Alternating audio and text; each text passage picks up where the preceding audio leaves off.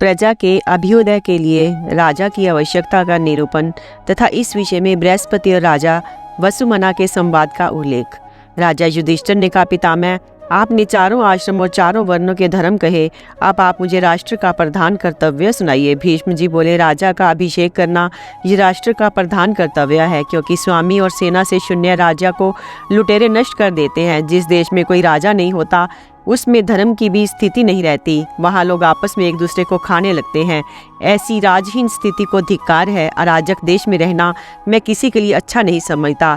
यदि उस पर कोई राज्य लोलुप प्रबल शत्रु आक्रमण कर दे तो यही इच्छा है कि आगे बढ़कर उसका स्वागत किया जाए, क्योंकि लोग में अराजकता से बढ़कर कोई भी पाप नहीं है। अतः जिन्हें उन्नति की इच्छा हो उन्हें सर्वदा अपने देश पर कोई राजा बनाए रखना चाहिए। जिस देश में कोई राजा नहीं होता वहाँ के लोग धन या स्त्री का भी सुख नहीं भोग सकते। ऐसी स्थिति में पापियों को भी चैन नहीं मिलता, क्योंकि एक पुरुष का धन दो छीन लेते हैं तो दूसरे अनेकों मिलकर उन दोनों का सर्वस्व लूट लेते हैं। वहाँ जो दास नहीं होता उसे भी दास बना लिया जाता है, स्त्रियों को बलात्कार से छीन लिया जाता है। इसी से देवताओं ने प्रजा का पालन करने वाले राजा की सृष्टि की है। यदि पृथ्वी में कोई दंडधारी राजा ना हो तो जल में मछलियों के समान बलवान लोग दुर्बलों को निगल जाएं। सुनते हैं कि राजा से हीन होने के कारण पूर्व काल में बहुत सी प्रजा नष्ट हो गई थी। तब वह दुखित होकर ब्रह्मा जी के पास गई, उनसे कहने लगी, भगवान, राजा के बिना तो हम लोग नष्ट हो जाएंगे, आप हमें कोई राजा दीजिए। तब ब्रह्मा जी ने मनु को आज्ञा दी, किंतु मनु ने राज्य का भार लेना स्वीकार नहीं किया। वे कहने लगे, मैं पाप से बहुत डरता हूँ, राज्य करना बड़ा कठिन काम है। विशेषतः मनुष्य में तो ये और भी कठिन हो जाता है, क्योंकि उनका आचरण सर्वदा असत्यपूर्ण होता है। तब ब्रह्मा जी बोले, तुम इस बात से मत डरो, पाप तो करने वाले को ही लगेगा। तुम बड़े बलवान और प्रतापी राजा होंगे, कोई भी तुम्हें दबा ना सकेगा और तुम्हारे कारण हम सभी को सुख प्राप्त होगा। तुमसे सुरक्षित रहकर प्रजा जो धर्म करेगी उसका चतुर्थांश तुम्हें मिलेगा। उस धर्म के प्रभाव से तुम हमारा भी पोषण कर सकोगे। अब तुम विजय के लिए निकलो और शत्रु का मान मर्दन करो, तुम्हें सर्वदा विजय प्राप्त हो। ब्रह्मा जी की ये आज्ञा पाकर मनु महाराज बड़ी भारी सेना लेकर विजय के लिए निकले। उनकी महत्ता को देखकर सभी लोग दंग रह गए, धर्म कर्म में मन लगाने लगे। इस प्रकार मनु जी ने सर्वत्र घूम घूम कर पापियों का दमन किया और प्रजा को अपने कर्म में नियुक्त कर दिया। अतः जिस मनुष्य को ऐश्वर्य की इच्छा, उसे सबसे पहले प्रजा पर अनुग्रह करने के लिए कोई राजा नियुक्त करना चाहिए और उसे नित्य प्रति बड़ी भक्ति से नमस्कार करना चाहिए। इस लोक में जिसका अपने लोग आदर करते हैं उसे दूसरे लोग भी मानते हैं, और जिसका स्वजनों के द्वारा तिरस्कार होता है वह दूसरों की दृष्टि में गिर जाता है। राजा का दूसरों के द्वारा तिरस्कार होना सभी के लिए दुखदायी है। इसलिए प्रजा को चाहिए कि उसे छत्र, वस्त्र, आभूषण, अन्न, पान, भवन, आसन और शैया आदि सभी प्रकार की सामग्री भेंट करे। इस प्रकार वैभव पाकर वह दुर्जय हो जाता है, उसमें प्रजा की रक्षा करने की शक्ति आ जाती है। राजा युधिष्ठिर ने पूछा, दादाजी, ब्राह्मण लोग राजा को देव रूप क्यों बताते हैं? कृपा करके मुझे इसका रहस्य बताइए। भीष्म जी बोले, युधिष्ठिर, यही बात राजा वसुमना ने बृहस्पति जी से पूछी थी। तब बृहस्पति जी ने उससे कहा, राजन, लोक में जो धर्म देखा जाता है उसका मूल कारण राजा ही है। राजा से डरने के कारण ही प्रजा आपस में एक दूसरे को नहीं खाती। जब प्रजा मर्यादा को छोड़ने लगती है और लोभ के वशीभूत हो जाती है तो राजा ही धर्म के द्वारा उसमें शांति स्थापित करता है। यदि राजा ना हो तो थोड़े जल में रहने वाले मछलियों और वन में रहने वाले पक्षियों के समान प्रजा भी आपस में लड़ झगड़ कर बात की बात में नष्ट हो जाए। तब तो बलवान लोग निर्बलों की बहु बेटियों को छीन ले। यदि वे सीधे साधे ना दे तो उनके प्राणों के ग्राहक बन जाए। मनुष्यों के पास जो वाहन, वस्त्र, अलंकार और तरह तरह के रत्न हो उन्हें पापी लोग लूट ले। यदि राजा रक्षा ना करे तो धर्मात्माओं को तरह तरह का शस्त्राघात सहना पड़े, अधर्म का ही प्रचार होना लगे। पापी लोग माता पिता, वृद्ध, आचार्य, अतिथि और गुरुओं को भी दुख देने लगे। धनवानों को मौत और बंधन का क्लेश भोगना पड़े। कोई भी मनुष्य किसी वस्तु पर अपना स्वत्व ना मान सके। लोग अकाल में ही काल के गाल में जाने लगे। देश में दस्युओं का ही प्रधानता हो जाए, खेती नष्ट हो जाए, व्यापार मिट्टी में मिल जाए, नीति और कर्म कांड का लोप हो जाए, बड़ी बड़ी दक्षिणाओं वाले यज्ञ देखने को भी ना मिले, न विवाह या समाज का ही कोई संगठन रहे। यदि राजा प्रजा का पालन ना करे तो सारे संसार में त्रास फैल जाए, सबके हृदय डामाडोल हो जाए, सब और हाहाकार मच जाए, एक क्षण में इस सारे संसार का नाश हो जाए। फिर तो ब्रह्म हत्या करने वाला भी मौज से इंद्रियों का सुख भोगता रहे। चोर हाथों हाथ प्रजा की चीजें उड़ा ले जाएं, धर्म की सारी मर्यादा टूट जाए, लोग भयभीत होकर इधर उधर भागने लगे, जगत में अन्याय फैल जाए, प्रजा वर्ण संकर हो जाए, देश में दुर्भिक्ष बढ़ने लगे। राजा से सुरक्षित रहने पर ही लोग निर्भय होकर घर का दरवाजा खुला छोड़ देते हैं और सुख की नींद सोते हैं। यदि धर्मनिष्ठ राजा पृथ्वी की रक्षा न करते तो लोगों को दूसरों के मुंह से कोई कड़वी बात सुनना भी संभव ना होता। किसी की मार सहने की तो बात ही क्या है। यदि राजा की देखरेख रहती है तो स्त्रियां रास्ते में सब प्रकार के आभूषणों से विभूषित होकर बिना किसी पुरुष को साथ लिए बेखटके चली जाती है। लोग धर्म का ही आचरण करते हैं, आपस में किसी को कष्ट नहीं पहुंचाते। तीनों वर्ण तरह तरह के यज्ञों का अनुष्ठान करते हैं और ध्यान देकर विद्या अभ्यास करते हैं। इस जगत का पोषण खेती बाड़ी और व्यापार से ही होता है और इसका आधार यज्ञ याग आदि है। ये सब भी तभी ठीक ठीक निपटते हैं जब राजा धर्म की रक्षा करता है।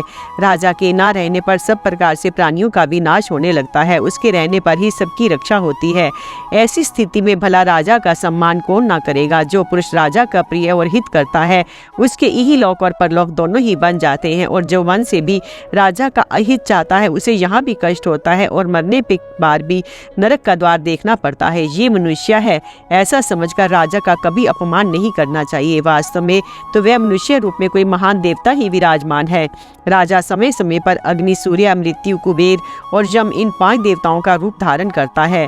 जिस समय वह छद्म वेश धारण करके प्रजा को कष्ट पहुंचाने वाले दुष्ट पुरुषों को अपने उग्र तेज से दग्ध करता है, उस समय अग्नि रूप हो जाता है। जब वह गुप्त रूपी नेत्रों के द्वारा सब प्रजा की प्रवृत्ति को देखता है तो उसके कल्याण का प्रयत्न भी करता है, तो सूर्य हो जाता है। जब वह क्रोध में भरकर सैकड़ों पापी पुरुषों को उनके पुत्र पौत्र और सलाहकारों के सहित मारने लगता है तो वह मृत्यु के समान हो जाता है।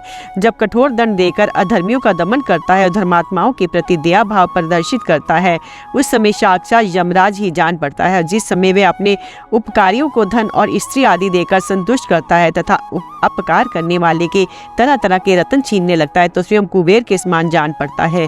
जो पुरुष कार्य कुशल, पुण्य कर्मा और ईर्षा शून्य हो तथा जो धर्म की वृद्धि चाहता हो उसे राजा की निंदा कभी नहीं करनी चाहिए। राजा के विरुद्ध चलकर कोई भी सुख नहीं पा सकता, भले ही वह राजा का पुत्र, भाई, समवयस्क अथवा समक्ष ही क्यों ना हो।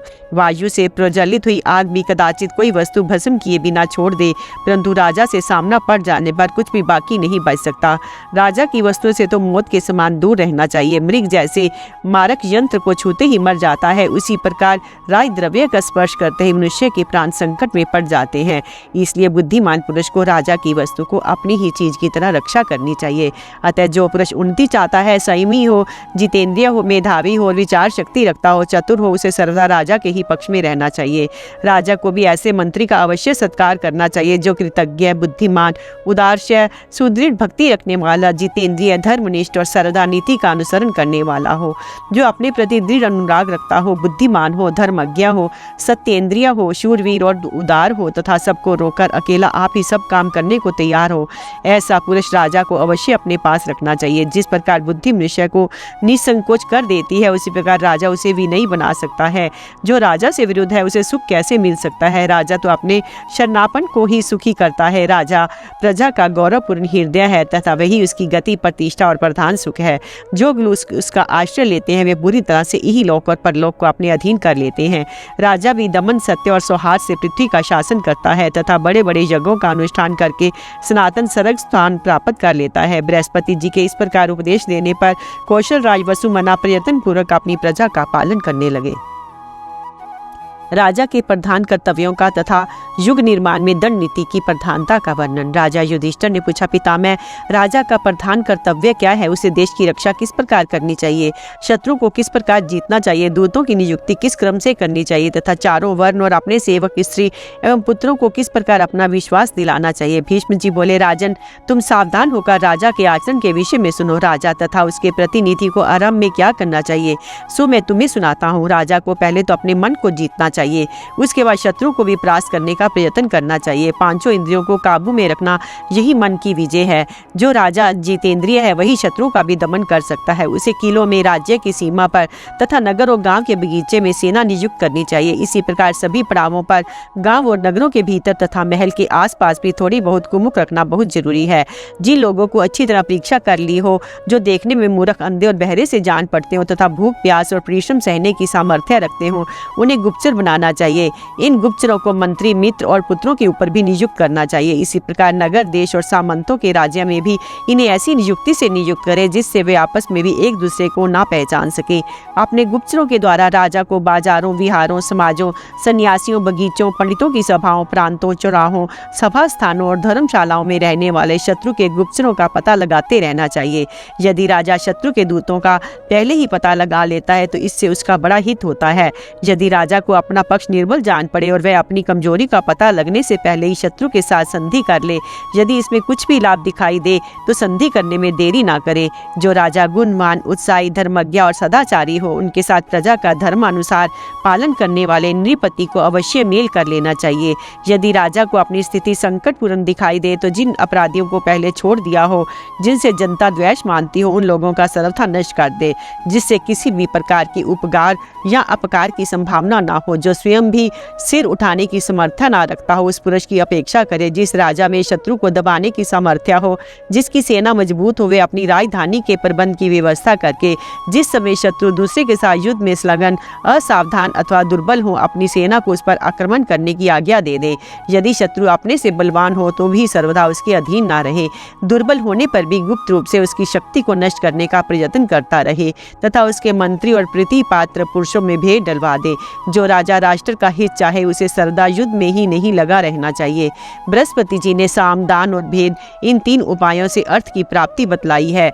राजा को प्रजा की आय का 6वां भाग उसकी रक्षा के लिए ही कर रूप से लेना चाहिए। राजा को अपनी प्रजा पर पुत्र पौत्रों के समान स्नेह रखना चाहिए, किंतु न्याय के समय प्रेम व पक्षपात नहीं करना चाहिए। न्याय करते समय वादी और प्रतिवादी की बातें सुनने के लिए सब विषयों को समझाने वाले विद्वानों को नियुक्त करना चाहिए, क्योंकि न्याय की शुद्धि ही राज्य का आधार है।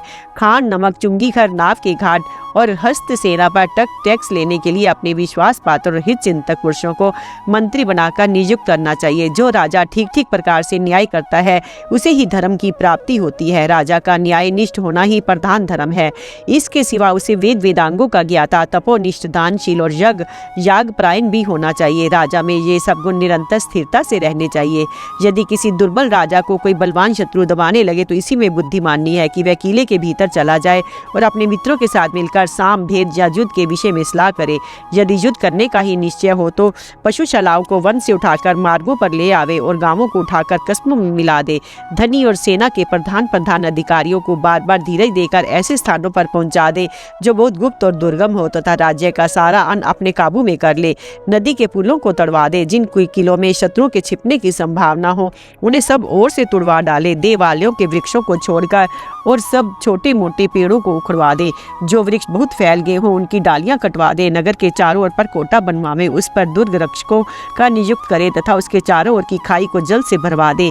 उसमें नाके और मगरमच्छ भी छुड़वा दे। नगर में हवा आने के लिए और आपत्ति के समय भागने के लिए पर कोटे में झरोखे छुड़वावे और दरवाजों के समान उनकी चौकसी का भी पूरा प्रबंध करावे।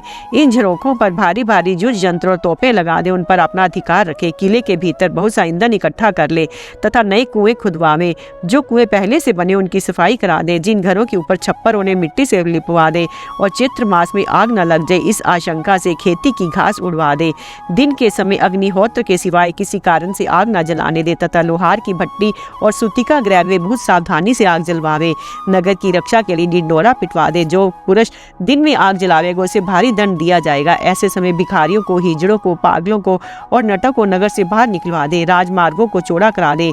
यथोचित रीति से पौंसलों और बाजारों की व्यवस्था करावे। अन्न के भंडार, शास्त्रागार, योद्धाओं की वार के अश्वशालाएं, गजशालाएं, सेना की छावनियां, खाइयां और राजमहल, बगीचे ऐसी युक्ति से तैयार करावे जिससे कोई दूसरा इन्हें देख न सके। ऐसी स्थिति में राजा को घायलों की सेवा के लिए तेल, घृत, मृदु और सब प्रकार की औषधियों का भी संग्रह करना चाहिए। इसके सिवा अंगारे, कुश, मूंज, ढाक, बाण, लेखक, घास और विष में बुझे हुए बाणों का भी संग्रह करे तथा सब प्रकार के शस्त्र, शक्ति, त्रिष्टि, प्रास और कवच, फल मूल और 4 प्रकार के वैद्य भी तैयार रखे। ऐसे अवसर पर राजा को जिन सेवक, मंत्री, पुरवासी या सामंतों की ओर से संदेह हो उन्हें अपने काबू में कर ले। जब किसी कार्य में सफलता मिले तो उसमें सहायता देने वालों को बहुत से धन, यथोचित पुरस्कार और मीठे वचनों से सत्कार करें। अपना अपना शरीर, मंत्री, कोष, सेना, मित्र राष्ट्र और नगर, इन 7 को राज्य कहते हैं। राजा को प्रयत्न पूर्वक इनकी रक्षा करनी चाहिए। जो राजा 6 गुण, 3 वर्ग और 3 परम वर्ग इन्हें जानता है, वह इस पृथ्वी का भोग सकता है। इनमें जिन्हें 6 गुण कहा जाता है वह सुनो: संधि करके शांति से बैठ जाना, चढ़ाई करना, शत्रु से युद्ध ठानना, आक्रमण के द्वारा शत्रु को डराकर बैठ जाना, शत्रु में भेद डलवा देना, किले या किसी दूसरे राजा का आश्रय लेना। 3 वर्ग ये हैं: क्षय, सती और बुद्धि तथा अर्थ, धर्म और काम, ये 3 परम वर्ग हैं। इन सब का यथा समय सेवन करें। अंगिरा के पुत्र देव ऋषि बृहस्पति जी का कथन है कि सब प्रकार के कर्तव्यों को पूरा करके पृथ्वी का अच्छी तरह पालन करने और प्रजा की रक्षा करने से राजा परलोक में सुख प्राप्त करता है। जिस राजा ने अपनी प्रजा का अच्छी तरह पालन किया है उसे तपस्या या यज्ञ आदि करने की क्या आवश्यकता है? वह तो सभी धर्मों का जानने वाला है। युधिष्ठिर ने पूछा, पितामह, दंड नीति और राजा ये दोनों किस प्रकार उपयोग में आने पर सफलता प्राप्त कर सकते हैं, ये मुझे बताइए। भीष्म जी बोले, राजन, दंड नीति के द्वारा राजा और प्रजा का जो महाभाग्य सिद्ध होता है उसका मैं युक्ति युक्त शब्दों में वर्णन करता हूँ, सो तुम सुनो। यदि राजा दंड नीति का ठीक ठीक प्रयोग करता है तो ये चारों वर्णों को उनके धर्मों में स्थित रखती है, उन्हें अधर्म की ओर जाने से रोकती है। इस प्रकार जब मर्यादा का नाश नहीं होता, सकुशल रहने के कारण प्रजा को कोई खटका नहीं रहता, तो तीनों वर्ण शास्त्र अनुसार समता में स्थित होने के लिए प्रयत्न करते हैं। इसी में मानव जाति का सुख निहित है। तुम्हें ये संदेह तो होना ही नहीं चाहिए कि राजा की स्थिति समय के अधीन है या समय राजा के अधीन है, क्योंकि वास्तव में समय ही राजा के अधीन है। जिस समय राजा दंड नीति का पूरा प्रयोग करता है तब पृथ्वी पर पूर्णतः सतयुग बरतता है। उस युग में धर्म ही धर्म रहता है, अधर्म का कहीं नामो निशान भी दिखाई नहीं देता। किसी भी वर्ण की अधर्म में रुचि नहीं होती। उस समय प्रजा के योगक्षेम स्वभाव से ही सिद्ध होते रहते हैं तथा सर्वत्र वैदिक गुणों का विस्तार हो जाता है। सभी ऋतुएं सुख और स्वास्थ्य की वृद्धि करती हैं। लोगों के मन प्रसन्न हो जाते हैं। मनुष्यों की आयु अल्प नहीं होती, कोई स्त्री विधवा नहीं होती, ना कोई कृपण ही दिखाई देता है। पृथ्वी में बिना जोते बोए ही अन्न होने लगता है। औषधियाँ सुलभ हो जाती हैं तथा छाल, पत्र, फल और मूलों में रस आ जाता है। ये सभी सतयुग के धर्म है। इसके बाद राजा दंड नीति के चतुर्थ अंश को छोड़कर उसके 3 अंशों को बरतने लगता है। जो त्रेता युग आरंभ हो जाता है, उस समय धर्म के 3 अंशों के साथ अधर्म का भी 1 अंश बरतने लगता है और पृथ्वी से जोतने बोने पर ही अन्न और औषधियाँ उत्पन्न होती हैं। फिर जब राजा नीति का आधा भाग त्याग कर केवल आधे भाग का ही अनुसरण करता है तो द्वापर युग आ जाता है। उस समय अधर्म के 2 अंश धर्म के 2 अंशों का अनुवर्तन करने लगते हैं और पृथ्वी से जोतने बोने पर ही आधा फल प्राप्त होता है। अंत में जब दंड नीति को एकदम छोड़कर राजा प्रजा को दुख देने लगता है तो पृथ्वी पर कलयुग फैल जाता है। कलयुग में अधर्म की ही प्रधानता होती है। धर्म कहीं देखने को भी नहीं मिलता। सभी वर्णों का मन अपने धर्म से च्युत हो जाता है। शूद्र लोग भिक्षा मांगकर और ब्राह्मण सेवा करके अपनी आजीविका चलाते हैं। योगक्षेम का नाश हो जाता है। योगक्षेम का नाश हो जाता है। वर्ण संकरता फैल जाती है। वैदिक कर्म विधिवत संपन्न न होने के कारण गुणहीन हो जाते हैं। ऋतुएं सुखकारी नहीं रहती, वे सब रोग का ही कारण हो जाती हैं। मनुष्यों के स्वर, वर्ण और मन मलिन हो जाते हैं। सर्वत्र तरह तरह के रोग फैल जाते हैं। लोग असमय ही मरने लगते हैं। देश में विधवाओं की अधिकता हो जाती है। प्रजा क्रूर हो जाती है। वर्षा भी कहीं कहीं ही होती है। खेती भी सर्वत्र नहीं पकती। इस प्रकार सतयुग, त्रेता, द्वापर और कालयुग इनकी रचना करने वाला राजा ही है।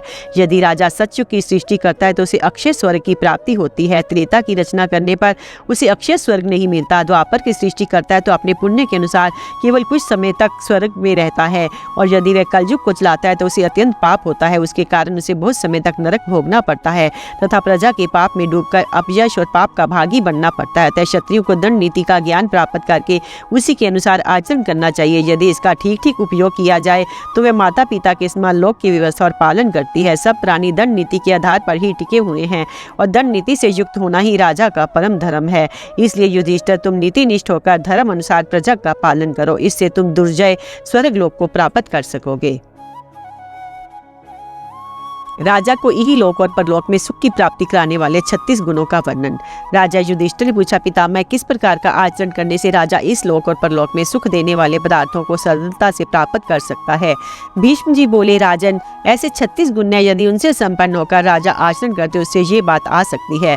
अब मैं क्रमशः उनका वर्णन करता हूँ। धर्म का आचरण करे, किंतु कटुता न आने दे, आस्तिक रहते हुए दूसरों के साथ प्रेम का बर्ताव ना छोड़े, क्रूरता का आश्रय लिए बिना ही अर्थ संग्रह करे, मर्यादा का अतिक्रमण ना करते विषयों को भोगे, दीनता ना लाते हुए ही प्रिया भाषण करे, शूरवीर बने किंतु बढ़ बढ़कर बातें ना बनावे, दान दे परंतु अपात्र को नहीं, स्पष्ट व्यवहार करे पर कठोरता ना आने दे, दुष्टों के साथ मेल ना करे, बंधुओं से कलह ना ठाने, जो राजभक्त ना हो ऐसे दूत से काम ना ले, किसी को कष्ट पहुंचाए बिना ही अपना कार्य करे, दुष्टों से अपनी बात ना कहे, अपने गुणों का वर्णन ना करे, साधुओं का धन ना छीने, नीचों का आश्रय ना ले, अच्छी तरह जांच किए बिना दंड ना दे, गुप्त मंत्रणा को प्रकट ना करे, लोभियों को धन ना दे, जिन्होंने कभी अपकार किया ही उनमें विश्वास ना करे, किसी से ईर्ष्या ना करे और स्त्रियों की रक्षा करे, शुद्ध रहे और किसी से घृणा ना करे, स्त्रियों को बहुत अधिक सेवन ना करे, स्वादिष्ट होने पर भी जो अहितकर हो उसे ना खाए, निराभिमान होकर मान्यों का आदर करे, गुरु की निष्कपट भाव से सेवा करे,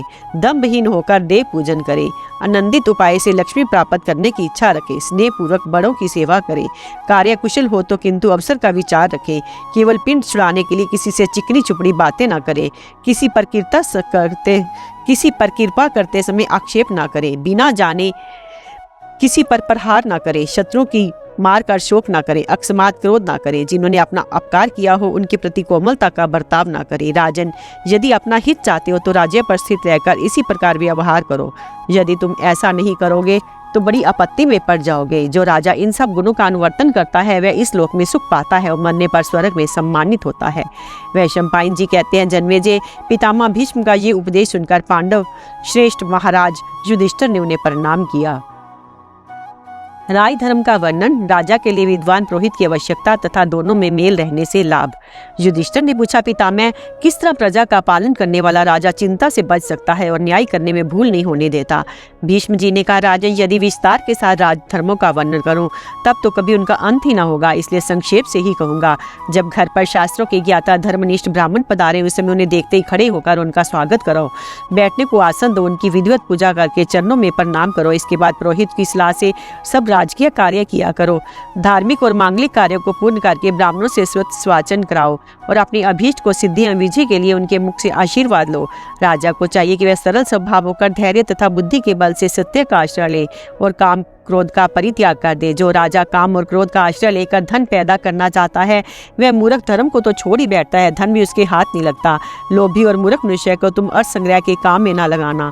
जो बुद्धिमान और निर्लोभ हो उन्हें ही सब काम सौंपना चाहिए।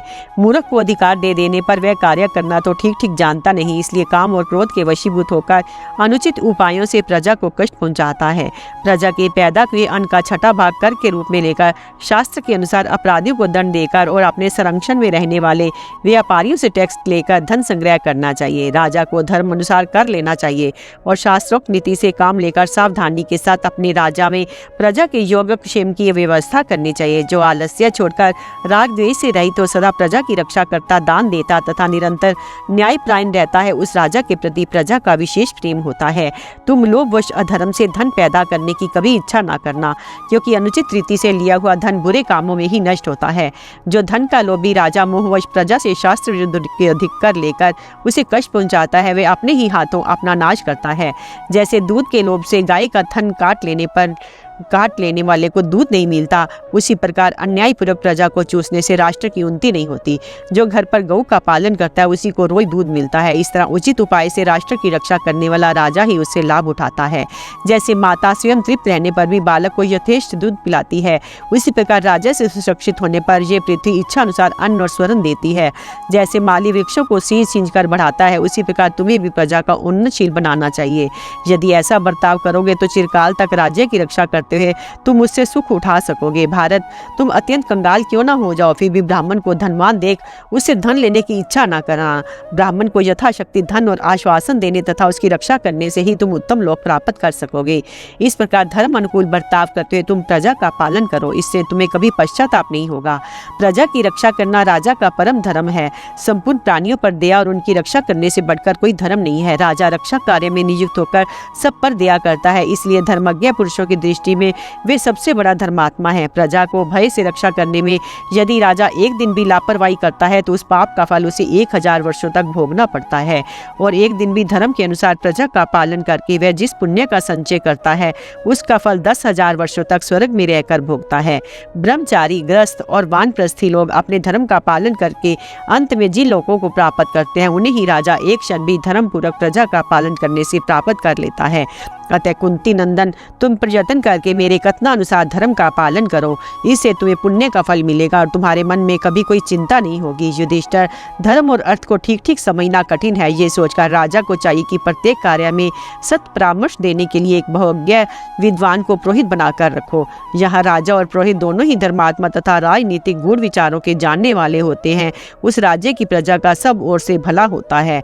यदि दोनों धर्म पर आस्था रखने वाले एक दूसरे से विश्वास पात्र हों, अत्यंत तपस्वी और परस्पर हितैषी हों, दोनों के हृदय, दोनों के विचार एक से हों, तो वे अपनी प्रजा को उन्नतिशील बनाते और देवताओं तथा पितरों को भी तृप्त करते हैं। यदि ब्राह्मण, पुरोहित और क्षत्रिय राजा दोनों में परस्पर सद्भाव हो तो प्रजा को सुख मिलता है। दोनों में वैमनस्य होने पर प्रजा का सर्वनाश हो जाता है। इस विषय में राजा पुरुरवा महर्षि कश्यप का संवाद रूप एक प्राचीन इतिहास है, उसे सुनो। राजा पुरुरवा ने पूछा, जब ब्राह्मण और क्षत्रिय दोनों एक दूसरे का परित्याग कर दे तो दूसरे वर्ण के लोग किसको प्रधान समझे और प्रजा किसका पक्ष ले? कश्यप ने कहा, राजन, यहाँ ब्राह्मण क्षत्रिय से विरोध करता है, वहाँ क्षत्रिय का राज्य नष्ट हो जाता है। जब क्षत्रिय ब्राह्मण को त्याग देते हैं उनका वेदाध्ययन रुक जाता है, उनके पुत्रों की वृद्धि नहीं होती, उनके घर में ना दधि मंथन होता है, ना यज्ञ तथा उनके बालक वेदाध्ययन नहीं कर पाते। ब्राह्मणों का परित्याग करने वाले क्षत्रियों के घर धन की बढ़ती नहीं होती, उनकी संतान ना पढ़ती है ना यज्ञ करती है। वे क्षत्रिय अपने पद से भ्रष्ट होकर डाकों की भांति लूटपाट करने लगते हैं। इसलिए दोनों को मिलकर रहना चाहिए। मिले रहने पर दोनों एक दूसरे की रक्षा में समर्थ होते हैं। ब्राह्मण की उन्नति का आधार क्षत्रिय होता है और क्षत्रिय की अभ्युदय का आधार ब्राह्मण। दोनों जातियां जब एक दूसरे के आश्रित रहती हैं तो इनका विशेष गौरव बढ़ता है। यदि इनका प्राचीन काल से चली आती हुई मैत्री टूट जाती है तो सब कुछ नष्ट हो जाता है। चारों वर्णों की प्रजा पर मोह छा जाता है, उसे अपना कर्तव्य नहीं सूझता, इससे वह नष्ट होने लगती है। ब्राह्मण रूपी वृक्ष यदि सुरक्षित रहे तो वह सुख और स्वर्ण की रक्षा करता है, यदि कि उसकी रक्षा नहीं की गई तो उससे निरंतर दुख और पाप की वृद्धि होती है। या ब्रह्मचारी ब्राह्मण लुटेरों के उपद्रव से विवश हो, वेद की शाखा के स्वाध्याय से वंचित होता और उसके लिए अपनी रक्षा चाहता है, फिर भी कोई रक्षक न होने के कारण उसकी रक्षा असंभव हो जाती है, तो उस देश में पानी नहीं बरसता, महामारी तथा दुर्भिक्ष आदि दूसरे उपद्रव बढ़ जाते हैं। जैसे सूखी लकड़ियों के साथ मिली होने से गीली लकड़ियां भी जल जाती हैं, उसी तरह पापियों के संपर्क में रहने से धर्मात्माओं को भी उनके समान दंड भोगना पड़ता है। इसलिए पापियों का संग कभी नहीं करना चाहिए। पुण्य आत्माओं को मिलने वाले सभी लोग सुख की खान और अमृत का केंद्र होते हैं। वहाँ घी के चिराग जलते हैं, उनमें स्वर्ण के समान प्रकाश फैला रहता है। वहाँ न मृत्यु का प्रवेश है न वृद्धावस्था का, उनमें किसी को कोई दुख भी नहीं होता। ब्रह्मचारी लोग मृत्यु के पश्चात उन्हीं लोकों में जाकर आनंद का अनुभव करते हैं। पापियों का लोक है नरक, या सदा अंधेरा छाया रहता है, वहाँ अधिक से अधिक शोक और दुख प्राप्त होते हैं। पाप आत्मा पुरुष वहाँ बहुत वर्षों तक कष्ट भोगते हुए दौड़ते फिरते हैं, उन्हें अपने लिए बहुत शोक होता है। ब्राह्मण क्षत्रिय में परस्पर वैमनस्य होने पर प्रजा को दुस्सह दुख उठाना पड़ता है। इन सब बातों को समझ बूझकर राजा को एक बहुज्ञ पुरोहित बना ही लेना चाहिए। अपना राज्याभिषेक होने के पहले ही पुरोहित का वरण कर लेना उचित है, क्योंकि धर्म के अनुसार ब्राह्मण सबसे श्रेष्ठ है। वेद वेता विद्वानों का कहना है कि सबसे पहले ब्राह्मण उत्पन्न हुए हैं, इसलिए वे सब वर्णों से ज्येष्ठ, सम्मानीय तथा पूजनीय हैं। यही नहीं, वे प्रत्येक वस्तु को पहले भोगने के अधिकारी हैं। अतः बलवान होने पर भी राजा का ये कर्तव्य है कि धर्म अनुसार सभी उत्तम वस्तुएं पहले ब्राह्मण को निवेदन करे। ब्राह्मण जाति क्षत्रिय को उन्नतशील बनाती है और क्षत्रिय ब्राह्मण की उन्नति में कारण होते हैं। इसलिए राजा को सदा ही ब्राह्मण का विशेष सम्मान करना चाहिए। ब्राह्मण और क्षत्रिय की सम्मिलित शक्ति का प्रभाव तथा राजा के धर्मानुकूल व्यवहारों का वर्णन। भीष्म जी कहते हैं, युधिष्ठिर, राज्य की वृद्धि और रक्षा राजा के अधीन है। राजा का अभ्युदय तथा संरक्षण पुरोहित के। यहाँ ब्राह्मण अपने तेज से प्रजा का अदृष्ट भय दूर करता है, राजा अपने बाहुबल से उसके प्रत्यक्ष भय का निवारण करता है। उस राज्य में सुख और शांति बढ़ती है। इस विषय में लोग राजा मुचुकुंद और कुबेर के संवाद रूप इस प्राचीन इतिहास का उदाहरण दिया करते हैं। एक बार महाराज मुचुकुंद ने सारी पृथ्वी पर विजय पाकर अपने बल की परीक्षा करने के लिए अलकापति कुबेर पर चढ़ाई कर दी। ये देखकर पर कुबेर ने उनका सामना करने के लिए राक्षसों की सेना भेजी। राक्षसों ने मुचुकुंद की सेना का संहार आरंभ किया। ये देख मुचुकुंद अपने विद्वान पुरोहित वशिष्ठ जी को कोसने लगा। तब वशिष्ठ जी ने अपने उग्र तप के प्रभाव से उन राक्षसों का नाश कर दिया। तब कुबेर ने राजा मुचुकुंद के पास आकर कहा, राजन, पहले भी तुम्हारे समान बलवान राजा हो चुके हैं, उन्हें भी पुरोहितों की सहायता प्राप्त की थी, परंतु मेरे साथ तुम जैसा बर्ताव कर रहे हो वैसा किसी ने नहीं किया। किसी का मुझ पर आक्रमण नहीं हुआ। महाराज, यदि तुम्हारी भुजाओं में कुछ बल हो तो उसे दिखाओ। ब्राह्मण के बल पर क्यों इतना इतरा रहे हो? कुबेर की बात सुनकर मुचुकुंद ने उत्तर दिया, अलकापते, ब्राह्मण और क्षत्रिय दोनों का ही ब्रह्मा जी ने उत्पन्न किया है। दोनों का मूल एक है। ब्राह्मणों ने तप और मंत्र का बल होता है और क्षत्रियों में अस्त्र तथा भुजाओं का। उनका बल और प्रयत्न अलग अलग हो जाए तो वे संसार की रक्षा नहीं कर सकते। अतः दोनों को एक साथ रहकर ही प्रजा का पालन करना चाहिए। मैं भी इस नीति के अनुसार कार्य कर रहा हूँ, फिर आप क्यों मुझ पर आक्षेप करते हैं? तब कुबेर ने मुचुकुंद से कहा, राजन, मैं ना तो किसी का राज्य देता हूँ ना दूसरे का राज्य छीनता ही हूँ, तो भी आज तुम्हें संपूर्ण पृथ्वी का राज्य दे रहा हूँ, तुम इसका उपभोग करो। उनके ऐसा कहने पर मुचुकुंद ने कहा, महाराज, मैं आपका दिया हुआ राज्य नहीं चाहता, मैं तो अपने बाहुबल से जीते हुए राज्य का ही उपभोग करूँगा। भीष्म जी कहते हैं, मुचुकुंद की इस प्रकार क्षत्रिय धर्म में अटल देख कुबेर को बड़ा विस्मय हुआ। इसके बाद राजा मुचुकुंद अपनी राजधानी में लौट आए और शूद्र धर्म का पालन करते अपनी भुजाओं के बल से प्राप्त की हुई पृथ्वी का राज्य करने लगे। दो धर्मज्ञ राजा इस प्रकार पहले ब्राह्मण का आश्रय लेकर उसकी सहायता से राज्य कार्य में प्रवृत्त होता है, वे बिना जीती हुई पृथ्वी को भी जीतकर महान यश का भागी होता है। ब्राह्मण को सदा संदेह, वदन, तर्पण आदि अपने कर्म में संलग्न रहना चाहिए। इसी प्रकार क्षत्रिय को भी सदा शस्त्र विद्या का अभ्यास बढ़ाना चाहिए। संसार में जो कुछ है वह सब इन्हीं दोनों के अधीन है। युधिष्ठिर ने पूछा, पितामह, राजा का व्यवहार कैसा होना चाहिए जिससे वह प्रजा को उन्नतशील बनावे और स्वयं भी पुण्य लोकों पर अधिकार प्राप्त करे? भीष्म जी ने कहा, कुंती नंदन, राजा को सदा ही दान, यज्ञ, उपवास और तपस्या आदि शुभ कर्मों का अनुष्ठान करते हुए धर्मपूर्वक प्रजा का पालन करते रहना चाहिए। यदि धार्मिक पुरुष घर पर आ जाए तो खड़ा होकर उनका स्वागत और धन आदि देकर सत्कार करे, क्योंकि जब राजा धर्म का आदर करता है तो देश में सर्वत्र उसका आदर होता है। राजा जैसा काम करता है प्रजा भी वैसा ही करना पसंद करती है।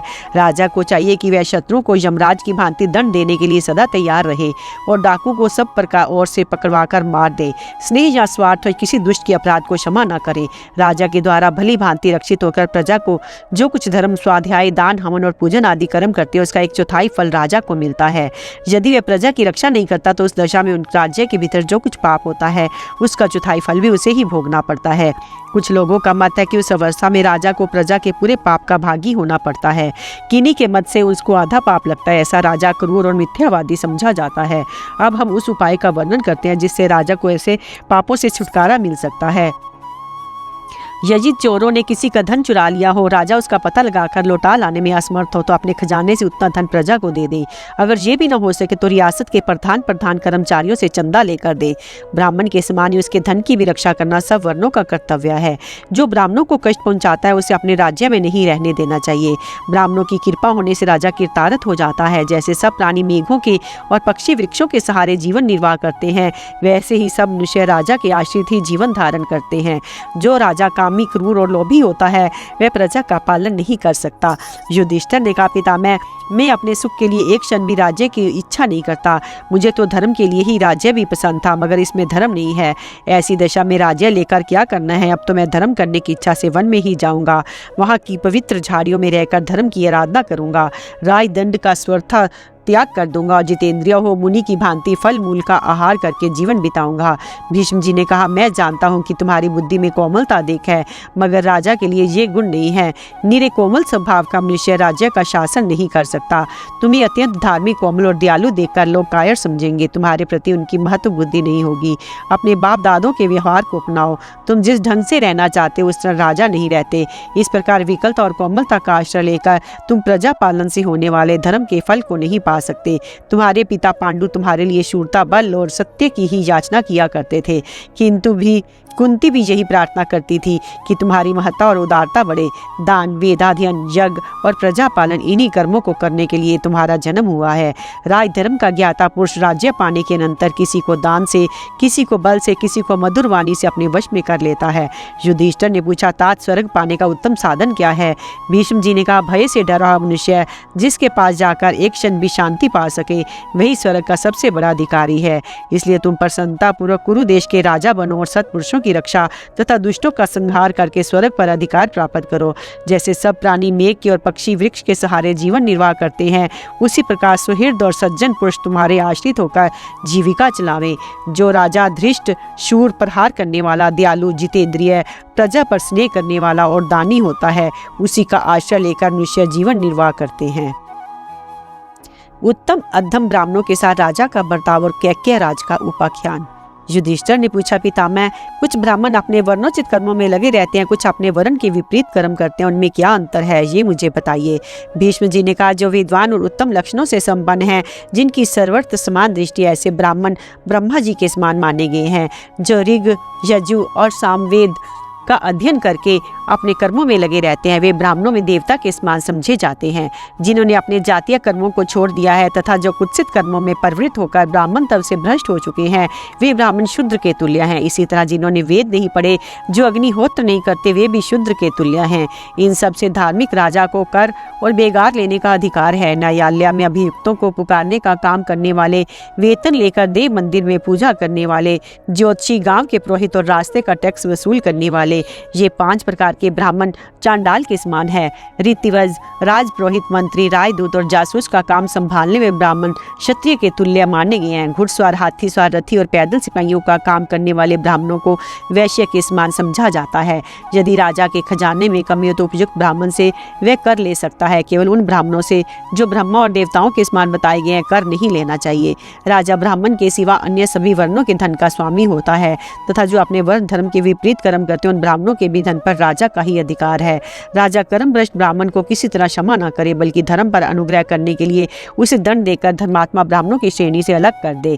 वेद वेता स्नातक यदि जीव का कोई साधन न होने के कारण चोरी करने लगे तो राजा का कर्तव्य है कि उसके भरण पोषण का प्रबंध करे। जीविका मिल जाने पर यदि वह चोरी करना ना छोड़े तो उसे कुटुंब सहित राज्य से बाहर निकाल देना चाहिए। युधिष्ठिर ने पूछा, पितामह, किन किन मनुष्यों के धन पर राजा का अधिकार होता है और राजा का कैसा बर्ताव करना चाहिए। भीष्म जी ने कहा, राजा ब्राह्मण के सिवाय अन्य सभी वर्णों के धन का स्वामी होता है तथा जो अपने कर्म से भ्रष्ट हो चुके हैं, उन ब्राह्मणों के भी धन पर राजा का ही अधिकार है। उसे कर्म भ्रष्ट ब्राह्मणों की ओर से लापरवाही नहीं करनी चाहिए। उन्हें दंड देकर राह पर लाना राजाओं का धर्म है। यदि राज्य में ब्राह्मण चोरी करे तो वह राजा का ही अपराध समझा जाता है, उसका पाप राजा को ही लगता है। इस विषय में एक प्राचीन इतिहास का उदाहरण दिया जाता है, सुनो। प्राचीन काल की बात है। कैकेय राजवन में रहकर तप और स्वाध्याय किया करते थे।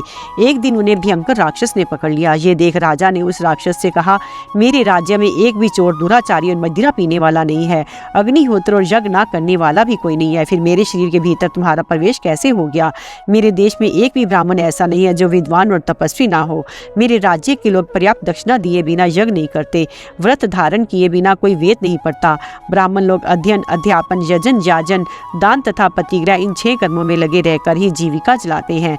सभी ब्राह्मण मृदुल स्वभाव, सत्यवादी, अपने धर्म का पालन करने वाले तथा मेरे सम्मान पात्र हैं। सबको राज्य से वृत्ति मिलती है। मेरे राज्य के क्षत्रिय किसी से याचना नहीं करते, स्वयं दान देते हैं।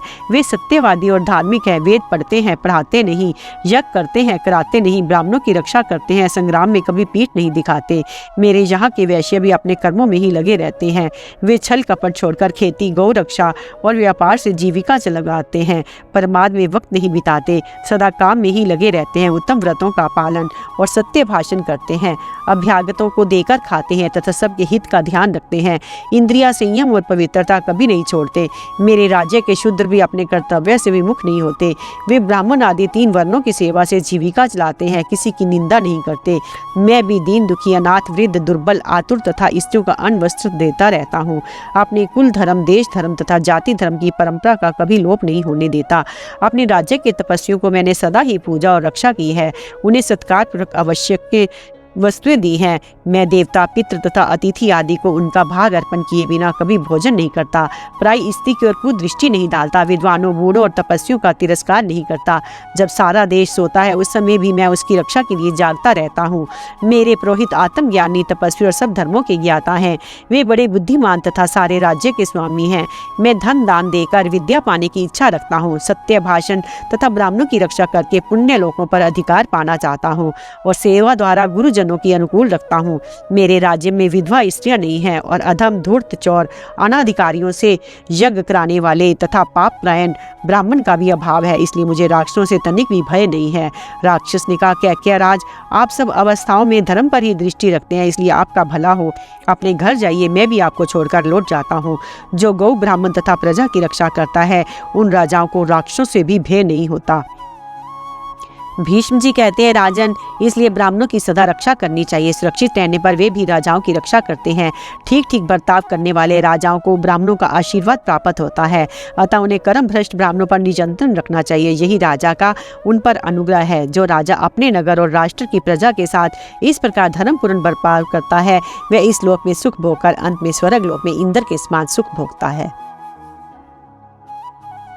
आपातकाल में ब्राह्मण आदि वर्णों के कर्तव्य तथा ऋत्विजों के लक्षण। युधिष्ठिर ने पूछा, भारत, ब्राह्मण का यदि अपने धंधे से गुजर ना हो सके तो वह आपत्ति काल में वैश्य धर्म के अनुसार जीविका चला सकता है या नहीं। भीष्म जी ने कहा, ब्राह्मण अपनी जीविका नष्ट होने पर संकट के समय यदि क्षत्रिय धर्म से भी जीवन निर्वाह करने में असमर्थ हो जाए तो वैश्य धर्म के अनुसार खेती करके और गौएं पालकर गुजार कर सकता है।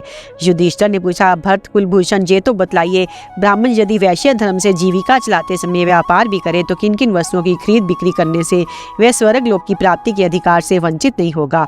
भीष्म जी ने कहा, युधिष्ठिर, ब्राह्मण को मदिरा, मांस, शहद, नमक, तिल, पकाया हुआ अन्न, घोड़ा, बैल, गाय, बकरा, भेड़ और भैंस आदि पशु, इन वस्तुओं को तो हर हालत में त्याग कर देना चाहिए, क्योंकि इनको बेचने से उसे नरक में जाना पड़ता है। बकरा अग्नि, भेड़, वरुण, घोड़ा, सूर्य, पृथ्वी, विराट तथा गौ यज्ञ एवं सोम का स्वरूप है।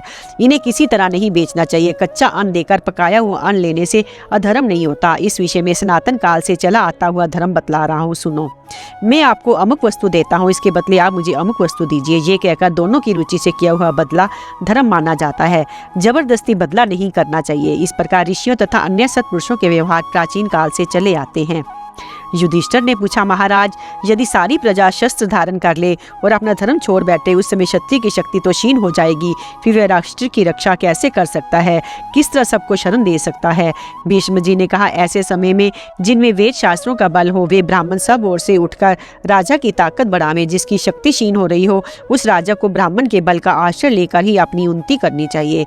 जब डाकू और लुटेरे प्रजा में वर्ण संकरता फैला रहे हो, उनके द्वारा धर्म मर्यादा का उल्लंघन कर रहा हो, उस समय इस अत्याचार को रोकने के लिए यदि सब जाति के लोग भी हथियार उठावें तो कोई दोष नहीं होता। युधिष्ठिर ने पूछा, यदि क्षत्रिय जाति ही सब ओर से ब्राह्मणों के साथ दुर्व्यवहार करने लगे, उस समय ब्राह्मण अथवा वेद की रक्षा कौन करे? ऐसे अवसर पर विप्र का क्या कर्तव्य है? वह किसकी शरण में जाए? भीष्म जी ने कहा, उस समय ब्राह्मण अपने तप से, ब्रह्मचर्या से, हथियार से, बल से, सद्व्यवहार से अथवा कपट से, जैसा भी हो उसी तरह क्षत्रिय जाति को दबाने का प्रयत्न करे। क्योंकि जब क्षत्रिय ही प्रजा के ऊपर, उसमें भी विशेषतः ब्राह्मणों के अत्याचार करने लगे, तो ऐसे ब्राह्मण ही दबा सकता है। कारण ये कि क्षत्रिय ब्राह्मण से ही उत्पन्न हुए हैं। जल से अग्नि की, ब्राह्मण से क्षत्रिय की और पत्थर से लोहे की उत्पत्ति हुई है। इनका प्रभाव सब जगह तो काम करता है, मगर अपने को उत्पन्न करने वाले मूल कारण से मुकाबला पड़ने पर शांत हो जाता है। जब लोहा पत्थर काटता है, अग्नि जल के पास जाते हैं और क्षत्रिय ब्राह्मण से द्वेष करने लगता है, तो ये तीनों नष्ट हो जाते हैं। यद्यपि क्षत्रिय का तेज और बल प्रचंड तथा अजय होते हैं, तो भी ब्राह्मण से मुकाबला होने पर मंद पड़ जाते हैं। यदि कदाचित ब्राह्मण की शक्ति कम हो गई हो और क्षत्रिय जाति भी दुर्बल पड़ गई हो, उस समय जब सब वर्णों के लोग ब्राह्मणों के साथ अत्याचार करते हो, तो जो लोग ब्राह्मणों को धर्म की तथा अपनी रक्षा के लिए प्राणों की परवाह न करके दुष्टों के साथ क्रोधपूर्वक लड़ते हैं, उन मनस्वी पुरुषों को पुण्य लोकों की प्राप्ति होती है। ब्राह्मण की रक्षा के लिए सबको शस्त्र ग्रहण करने का अधिकार है। यज्ञ, वेदाध्ययन, तपस्या और निराहार व्रत करने वाले लोगों को जिन उत्तम लोकों की प्राप्ति होती है, उनसे भी उत्तम लोग ब्राह्मण के लिए प्राण देने वाले शूरवीरों को प्राप्त होते हैं। ब्राह्मण भी यदि 3 वर्णों की रक्षा के लिए शस्त्र ग्रहण करे तो उसे दोष नहीं लगता। जो लोग ब्राह्मणों से द्वेष करने वाले दुराचारियों को दबाने के लिए युद्ध की ज्वाला में अपने शरीर की आहुति दे डालते हैं, उन वीरों को नमस्कार है। मनु जी ने कहा कि ऐसे लोगों को ब्रह्मलोक की प्राप्ति होती है। जैसे अश्वमेध यज्ञ के अंत में अव्रिय स्नान करने वाला मनुष्य पाप रहित होकर पवित्र हो जाते हैं, उसी प्रकार युद्ध में शस्त्रों द्वारा मारे गए वीर भी पवित्र हो जाते हैं। सबके साथ मैत्री का व्यवहार करने वाले धर्मात्मा मनुष्य भी देश काल की परिस्थिति के अनुसार दूसरों की रक्षा के लिए कठोरतापूर्ण बर्ताव, हिंसा रूप पाप करते हैं तो भी उन्हें उत्तम गति ही प्राप्त होती है। अपनी रक्षा के लिए अन्य वर्णों में यदि कोई बुराई आ रही हो तो उसको रोकने के लिए तथा दुष्टों को दंड देने के लिए इन 3 अवसरों पर ब्राह्मण भी शस्त्र ग्रहण करे तो उसे दोष नहीं लगता। युधिष्ठिर ने पूछा, पितामह, जब लुटेरे अपना सिर उठावे, क्षत्रिय निर्बल हो, सब वर्ण के लोग एक दूसरे की स्त्रियों के साथ बलात्कार करने लगे और प्रजा की रक्षा का कोई उपाय न सूझे, उस अवस्था में यदि कोई बलवान ब्राह्मण, वैश्य अथवा शूद्र धर्म की रक्षा के लिए दंड धारण करके प्रजा को लुटेरों के हाथ से बचावे तो वे राजा हो सकता है या नहीं, राजकार्य कर सकता है या नहीं। भीष्म जी ने कहा, बेटा, जो अपार संकट से पार लगा दे, बिना नाव के डूबते हुए को नाव बनाकर सहारा दे, वह शूद्र हो या कोई और, सर्वथा सम्मान के योग्य है। डाकुओं के आक्रमण का शिकार होकर कष्ट पाती अनाथ प्रजा को जिसकी शरण में जाने से सुख मिले, उसी को अपना बंधु समझकर प्रेम से सत्कार करना चाहिए।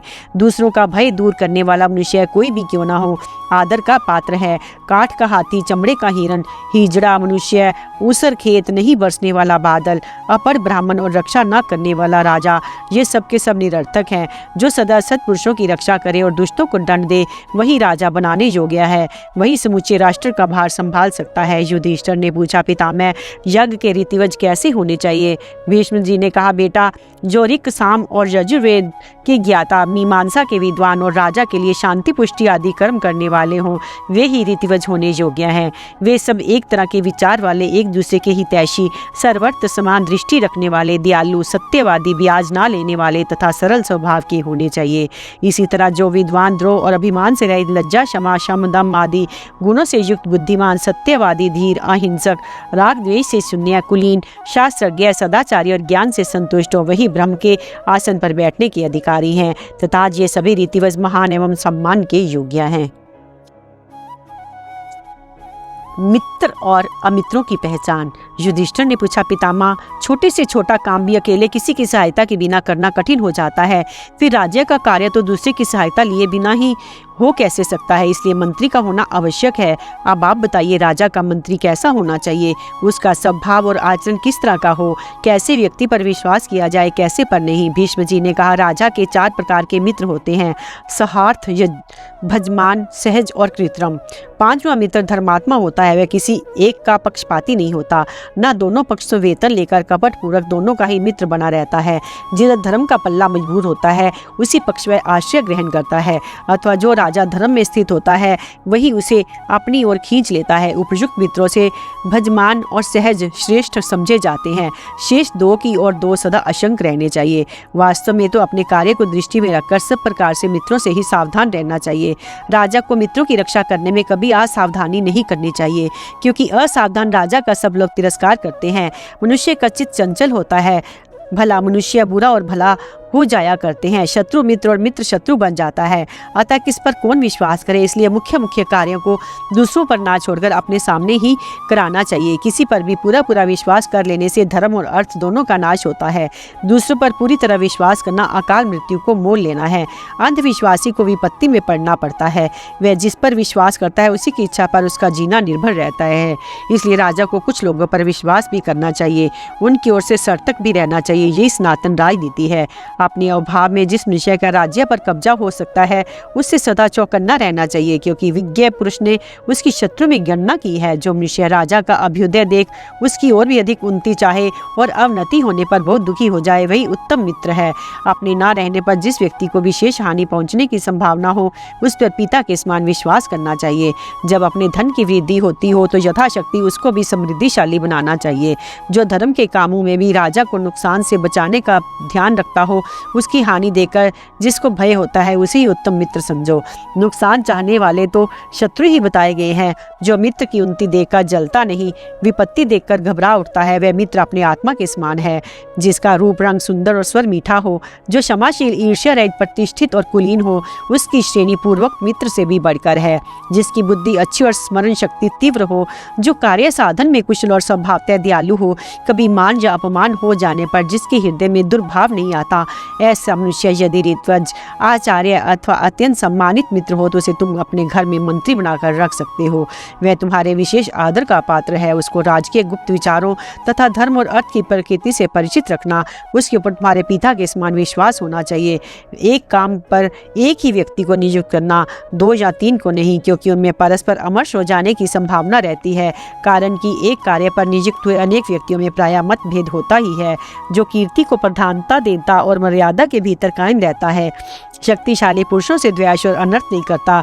कामना, भय, लोभ अथवा क्रोध से जो भी धर्म का त्याग नहीं करता, जिसमें कार्यकुशलता तथा आवश्यकता के अनुरूप बातचीत करने की पूरी योग्यता हो, उसे तुम अपने प्रधानमंत्री बनाना। जो कुलीन, शीलवान, सहनशील, डींग न मारने वाले, शूरवीर, आर्या, विद्वान तथा कर्तव्य अकर्तव्य को समझने में कुशल हो, उन्हें अमात्य के पद पर बिठाना एवं सत्कार पूर्वक सुख और सुविधा देना। ये तुम्हारे अच्छे सहायक सिद्ध होंगे और सब तरह के कामों की देखभाल करेंगे। युधिष्ठिर, तुम अपने कुटुंबियों को मृत्यु के समान समझकर उनसे सदा डरते रहना।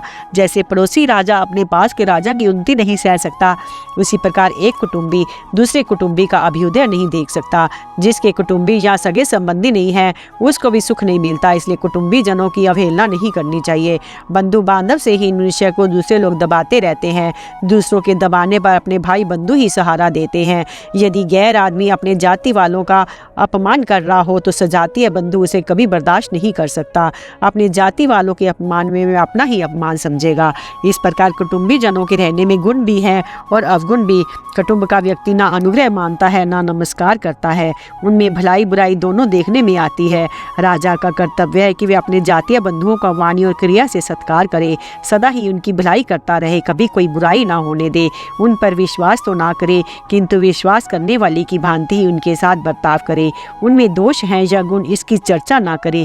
जो पुरुष सदा सावधान रहकर ऐसा बर्ताव करता है, उसके शत्रु भी प्रसन्न होकर उसके साथ मित्रता का बर्ताव करने लगते हैं।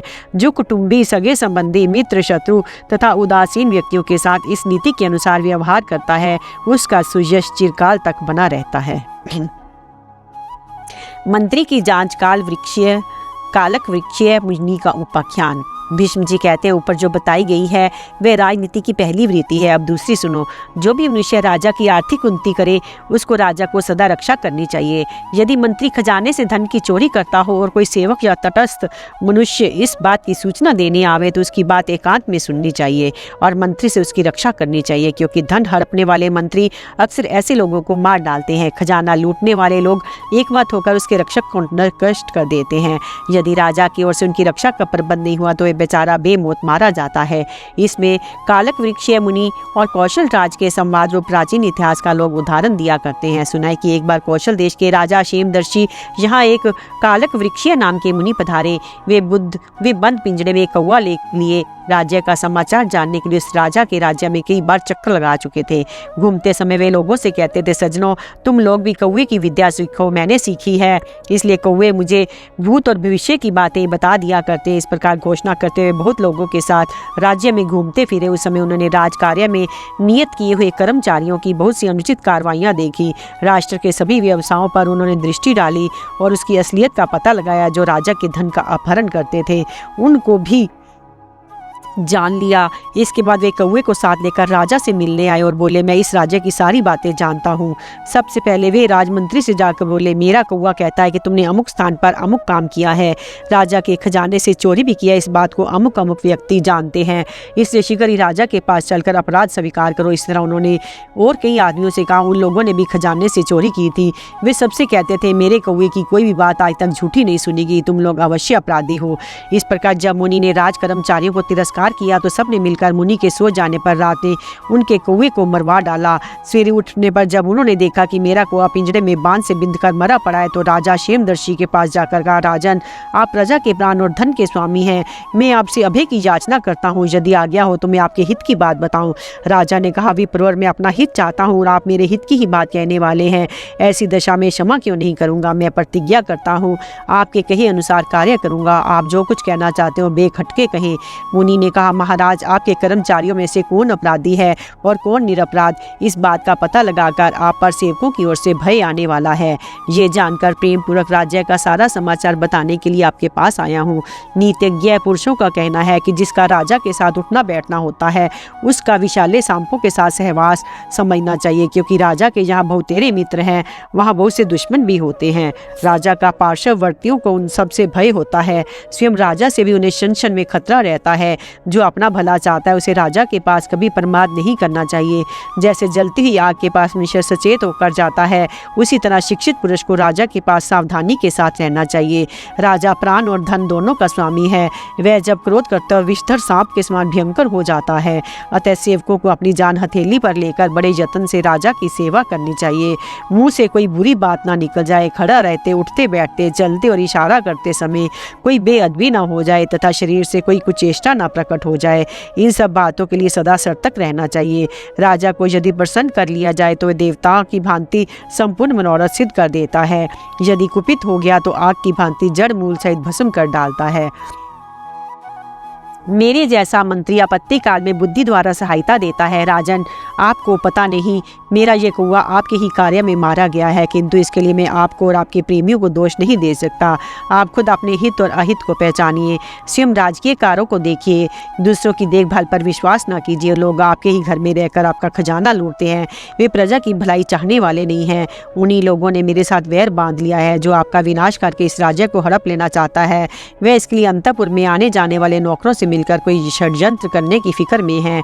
ऐसा ही करने से उसका काम बनेगा, अन्यथा नहीं। अतः आपको सावधान हो जाना चाहिए। मैं कोई कामना लेकर यहाँ नहीं आया था, तो भी षड्यंत्रकारियों ने कपट करने की इच्छा से मेरे कौवे को मारकर यमलोक पहुँचा दिया। ये बात मुझे अपने तपोबल से मालूम हुई है। जैसे हिमालय की कंदरा में ठूंठ, पत्थर और कांटे होते हैं, उसके भीतर सिंह और व्याघ्रों का निवास होता है। इन्हीं सब कारणों से उनमें प्रवेश करना तथा रहना कठिन हो जाता है। उसी प्रकार दुष्ट अधिकारियों के कारण इस राज्य में भी किसी का रहना मुश्किल है। इस स्थान पर रहने में भलाई नहीं है। यहाँ अच्छे और बुरे एक सी गति है। पापी और पुण्य आत्मा दोनों के ही मारे जाने का अंदेशा है। न्यायतः तो पापी को दंड मिलना चाहिए और पुण्य आत्मा को कुछ भी नहीं बिगाड़ना चाहिए, मगर इस राज्य में ऐसा नहीं होता। अतः यहाँ रहना ठीक नहीं है। समझदार मनुष्य को तो जल्दी ही यहाँ से खिसक जाना चाहिए। सीता नाम की एक नदी है जिसमें नाव ही डूब जाती है, ऐसे ही आपके यहाँ की राजनीति भी है। इसमें मेरे जैसे सहायकों को भी डूबने की आशंका है। मैं तो इस सब को नष्ट करने वाला एक प्रकार की फांसी ही समझता हूँ। राजन, आपने ही जिन्हें मंत्री बनाया, आपने ही जिनका पालन किया, वे आपसे ही मिलकर आपके हित का नाश करना चाहते हैं। मैं राजा के साथ रहने वाले अधिकारियों का शील स्वभाव जानना चाहता था, इसलिए बहुत डरता और सावधानी के साथ रहा हूँ। ठीक उसी तरह जैसे कोई सांप वाले मकान में रहता है। इस देश के राजा जितेंद्रिय है या नहीं, इनके अंदर रहने वाले सेवक इनके वश में तो हैं, इनका राजा पर प्रेम तो है, अथवा राजा अपनी प्रजा से प्रेम करते हैं ना। यही सब बातें जानने की इच्छा से मैं यहाँ आया था। जैसे भूखे को भोजन अच्छा लगता है, उसी प्रकार आपको देखकर मुझे बड़ी प्रसन्नता हुई, किंतु आपके मंत्री अच्छे नहीं जान पड़ते। मैं आपकी भलाई करने वाला हूँ, यही इन लोगों ने मुझ में सबसे बड़ा दोष आया है। यद्यपि मैं इन लोगों से द्रोह नहीं करता, तो भी मुझे द्रोही समझकर ये मुझ पर दोष दृष्टि रख देखने लगे हैं। जिसकी पीठ तोड़ दी गई हो, उस सांप के समान दुष्ट हृदय वाले शत्रु से सदा डरते रहना चाहिए। इसलिए अब मैं यहाँ रहना नहीं चाहता। राजा ने कहा, ब्राह्मण श्रेष्ठ, आप मेरे महल में रहिए, मैं आपको बड़ी हिफाजत और सत्कार से रखूँगा। जो आपको नहीं रहना देना चाहेंगे वे खुद ही नहीं रहना पाएंगे। इसके बाद उन लोगों के साथ कैसा व्यवहार किया जाए, इसको आप ही सोचिए। भगवान, जिस तरह राजदंड को मैं अच्छी तरह धारण कर सकूँ और मेरे अच्छे ही कार्य होते रहे, ये सब सोचकर आप मुझे कल्याण के मार्ग पर लाइए। मुनि ने कहा, राजन, पहले तो कौवे को मारने का जो अपराध है, इसको प्रकट किए बिना ही एक एक मंत्री को उसका अधिकार छीनकर दुर्बल कर डालिए। इसके बाद अपराध के कारण पूरा पता लगाकर क्रमशः एक एक व्यक्ति को मौत के घाट उतार दीजिए। एक एक करके मारने को इसलिए कहता हूँ कि बहुत से लोगों पर जब भी एक तरह का दोष लगाया जाता है तो ये सब मिलकर एक हो जाते हैं। उस दशा में वे बड़े बड़े कंटकों को भी मसल डालते हैं। ये गुप्त विचार कहीं दूसरे पर प्रकट न हो जाए, इस भय से ये सब बातें बता रहा हूँ। राजन, अब मैं आपको अपना परिचय देता हूँ। मेरा आपके साथ पुराना संबंध है। मैं आपके पितर का आदरणीय मित्र हूँ। मेरा नाम है कालक वृक्षीय मुनि। जब आपके राज्य में संकट आए और आपके पिता का स्वर्गवास हो गया, उस समय सब कामनाओं का त्याग करके मैं तपस्या करने चला गया। आपके ऊपर विशेष स्नेह होने के कारण मैं ही पुण्य यहाँ आया हूँ और आपको ये बातें बता रहा हूँ। इसका उद्देश्य यही है कि आप फिर किसी चक्कर में न पड़े। अपने सुख और दुख दोनों ही देखे हैं।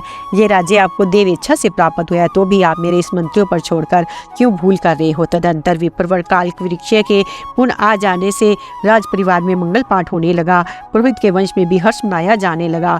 कालवृक्ष मुनि ने अपनी बुद्धि के बल से कौशल नरेश को पृथ्वी का एक छत्र सम्राट बना दिया। इसके बाद उन्होंने कई उत्तम यज्ञ किए। कौशल्य राज ने भी पुरोहित के हितकारी वचन सुने, उनकी आज्ञा के अनुसार सब कार्य किया। इससे उन्होंने समस्त भूमंडल पर विजय प्राप्त कर ली।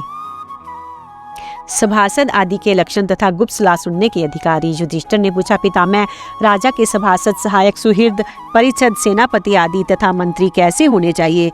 भीष्म जी ने कहा, बेटा, जो लज्जावान, जितेंद्रिय, सत्यवादी, सरल, किसी विषय पर अच्छी तरह बोल सकने वाले, उन्हीं को तुम सभासद बनाना। मंत्री शूरवीर, विद्वान, ब्राह्मण, अधिक संतोषी तथा कार्य में विशेष उत्साह दिखाने वाले मनुष्य को ही सहायक बनाने की इच्छा करना। जो कुलीन हो, अपनी शक्ति को छिपाता ना हो, सुख में, दुख में, बीमारी में अथवा घायल होने पर भी कभी साथ न छोड़ता हो, वही सुहृद बनने योग्य है। जो अपने ही देश में और अच्छे कुल में उत्पन्न हुए हों, बुद्धिमान, रूपवान, बहुज्ञ, निर्भय तथा प्रेम रखने वाले हों, वे ही तुम्हारे परिषद, सेनापति आदि होने योग्य हैं।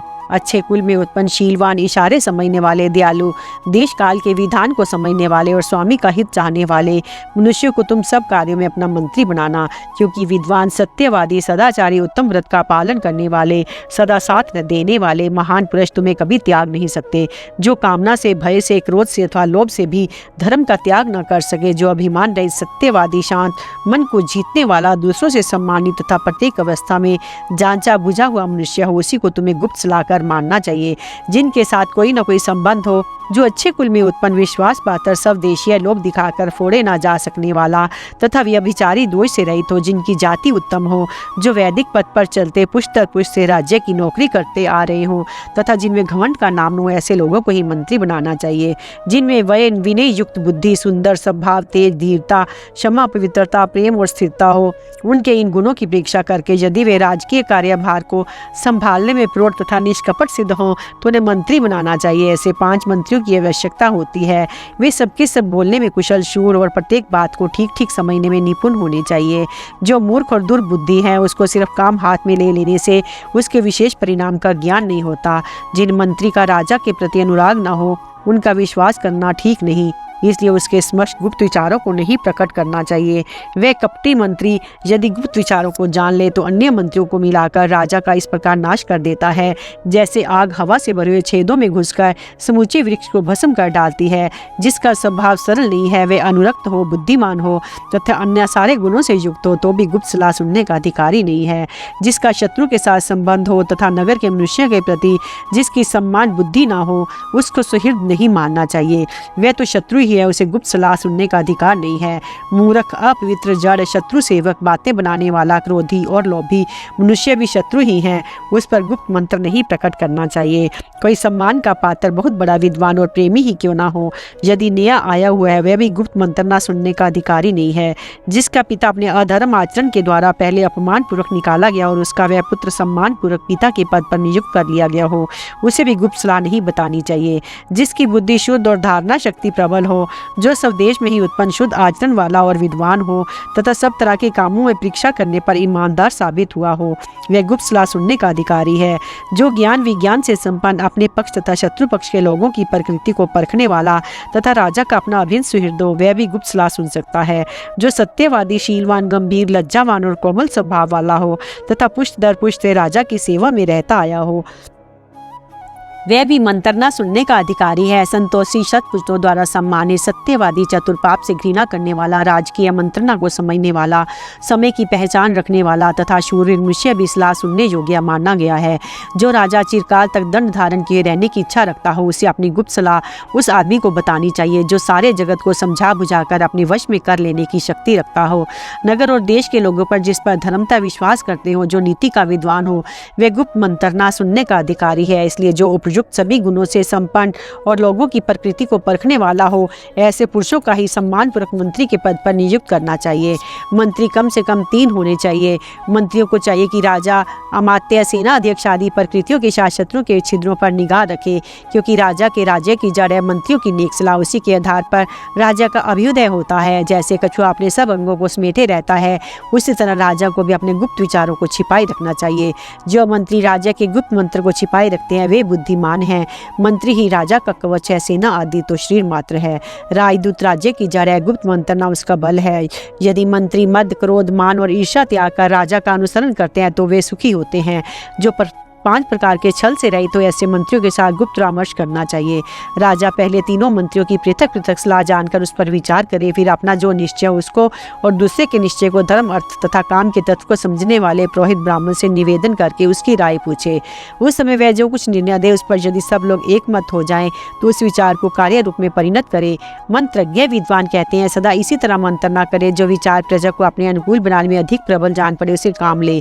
यहाँ गुप्त विचार किया जाता है, वहाँ या उसके आसपास बोने, कुबड़े, दुबले, लंगड़े, अंधे, मूर्ख, स्त्री और हिजड़े न आने पावे। महल की ऊपरी मंजिल पर चढ़कर अथवा सूने एवं खुले हुए मैदान में यहाँ कुछ घास पात बड़े हुए ना हो, ऐसी जगह बैठकर उपयुक्त समय में गुप्त परामर्श करना चाहिए। राजा की व्यवहारिक नीति और उसके निवास योग्य नगर का वर्णन।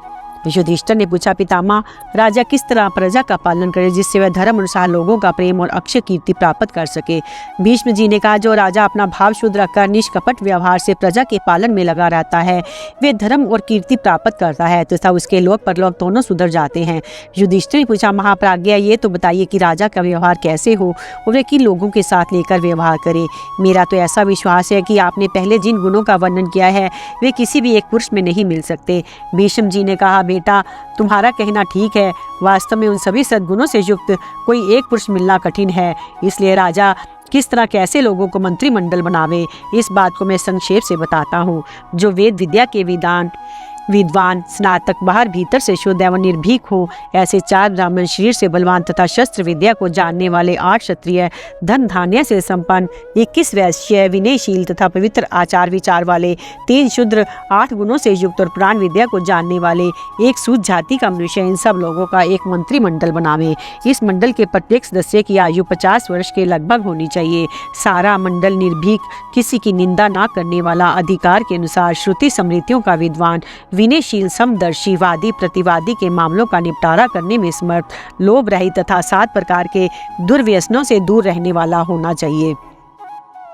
इनमें से 8 प्रधान मंत्रियों का चुनाव करके राजा उनके साथ गुप्त सलाह मशवरा किया करे। इन सब की राय से जो बात निश्चित हो उसको देश में प्रचारित करे और प्रत्येक राष्ट्रवासी को उसका ज्ञान करा दे। युधिष्ठिर, इसी व्यवहार से तुम्हें सदा प्रजा वर्ग की देखरेख करनी चाहिए। जो राजा प्रजा के साथ अन्यायपूर्ण बर्ताव करता है, धर्मतः उसका पालन नहीं करता, उसके हृदय में भय बना रहता है तथा उसका परलोक भी बिगड़ जाता है। राजा का मंत्री हो या राजकुमार, न्याय ही जिसकी जड़ है, वह उस न्याय आसन पर बैठकर यदि वह धर्मपूर्वक प्रजा की रक्षा नहीं करता तथा राज्य के दूसरे अधिकारी भी अगर प्रजा वर्ग के साथ अनुचित बर्ताव करते हैं तो राजा के साथ उन्हें भी नरक में गिरना पड़ता है।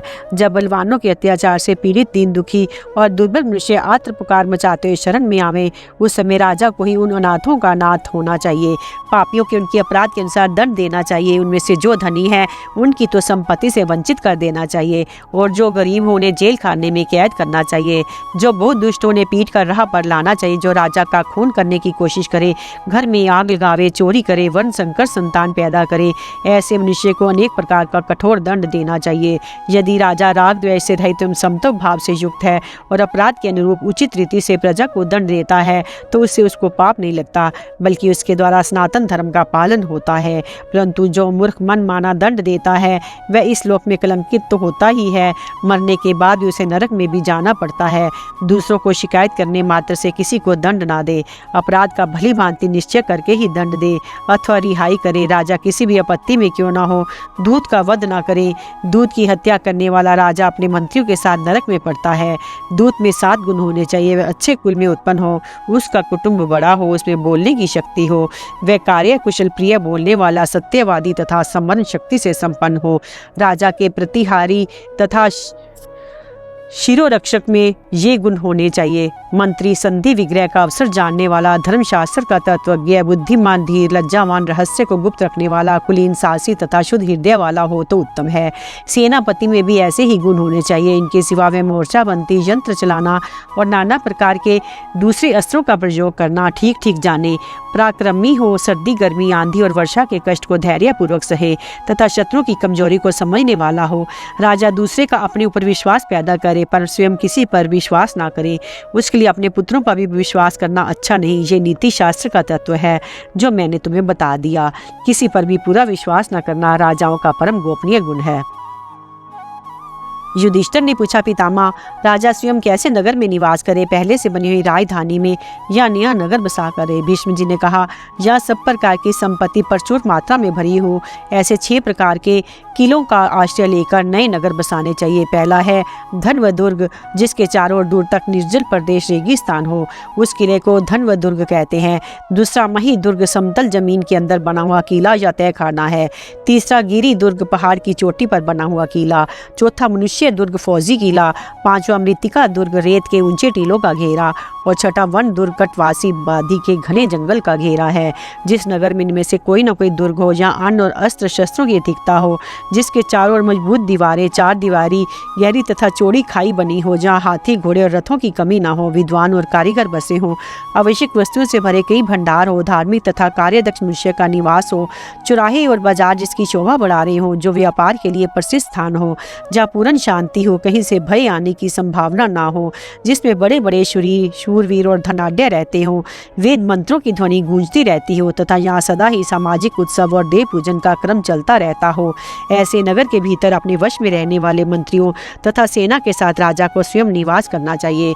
राजा का कर्तव्य है कि वे उस नगर के खजाने, सेना तथा व्यापार को बढ़ावे, मित्रों की संख्या भी अधिक करे, नगर तथा प्रांत के सब प्रकार के दोषों को दूर करे, अन्न भंडार तथा अस्त्र शस्त्रों के भंडार को यत्न पूर्वक बढ़ाता रहे, सब प्रकार की वस्तुओं के संग्रहालय को भी बढ़ावे, मशीन तथा अस्त्र शस्त्रों के कारखानों की उन्नति करे, काठ, लोहा, घान की भूसी, कोयला, बांस, तेल, घी, शहद, औषध, सन, करायल, धान्य, अस्त्र शस्त्र, बाण, ढाल, बैंत तथा मूंज और बलवज की रस्सी आदि सामग्रियों का संग्रह रखे। पौंसरों, कुओं, अधिक पानी वाले जलाशयों तथा दूध वाले वृक्षों की सदा रक्षा करे। आचार्य, रीतिवज, पुरोहित, महान धनुर्धर, कारीगर, ज्योतिषी और वैद्यों का यत्न पूर्वक सत्कार करे। विद्वान, बुद्धिमान, जितेंद्रिय, कार्यकुशल, शूर, बहुज्ञ, साहसी मनुष्य को ही सब कामों में लगावे। राजा को यत्न पूर्वक धार्मिकों का सम्मान करना, पापियों को भी दंड देना चाहिए। सभी वर्णों को अपने अपने कर्मों में लगाना चाहिए। जासूसों के द्वारा नगर और देश के बाहरी भीतरी समाचारों को अच्छी तरह जानकर फिर उसके अनुसार काम करना चाहिए। जासूसों से मिलने, गुप्त परामर्श करने, खजाने की जांच पड़ताल करने तथा विशेषतः अपराधी को दंड देने का कार्य राजा को अपने हाथ में रखना चाहिए, क्योंकि इन्हीं पर राज्य का अस्तित्व कायम है। गुप्तचर रूपी नेत्रों के द्वारा इस बात पर दृष्टि रखें कि मेरे शत्रु, मित्र अथवा तटस्थ व्यक्ति नगर या प्रांत में कब क्या करना चाहते हैं। उनकी चेष्टाएं जान लेने के पश्चात सावधानी के साथ उनका प्रतिकार करें। भक्तों का आदर करे और द्वेष रखने वाले को कैद में डाल दे। नित्य नाना प्रकार के यज्ञ करे, किसी को कष्ट न पहुंचाते हुए दान दे, प्रजाजनों की रक्षा करे और कोई भी काम ऐसा न होने दे जिसमें धर्म में बाधा आती हो। दीन, अनाथ, वृद्ध तथा विधवाओं की जीविका का प्रबंध करें। उनके योगक्षेम का ख्याल रखें। अपने राज्य में जो तपस्वियों ने अपने शरीर संबंधी, कार्य संबंधी तथा राष्ट्र संबंधी समाचार बताया करें, उनके सामने सदा विनीत भाव से रहें। जिसने अपने संपूर्ण स्वार्थों का त्याग किया है, ऐसे कुलीन एवं बहुज्ञ तपस्वी को उसे शैया, आसन और भोजन देकर सत्कार करना चाहिए। कैसी भी आपत्ति का समय क्यों ना हो, राजों को तपस्वी पर विश्वास करना चाहिए, क्योंकि उन पर चोर तक विश्वास करते हैं। कम से कम 4 तपस्वियों को अपना सहायक अवश्य बनाए रखना चाहिए। उनमें से एक अपने राज्य में, एक शत्रु के राज्य में, एक जंगल में और एक अपने सामंतों के नगर में रहने वाला होना चाहिए। उन सबको आदर और सत्कार के साथ आवश्यक वस्तु देते रहना चाहिए।